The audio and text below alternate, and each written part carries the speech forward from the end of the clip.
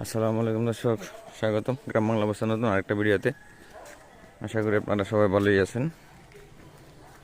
তো আজকে হচ্ছে 21শে মার্চ, রোজ শনিবার। আজকে ঈদুল ফিতর। তো সকাল সকাল উঠে বসছি, আর একটা কাজ করছিলাম, অবশ্য রাত্রে গোসল করে ফেলছিলাম।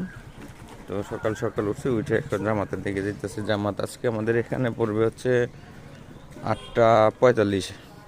তো এখন বাজে 8:30, 8:32 বাজে। আমি রওনা দিছি।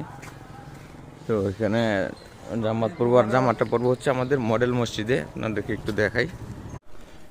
এই যে এটা হচ্ছে আমাদের মডেল মসজিদ।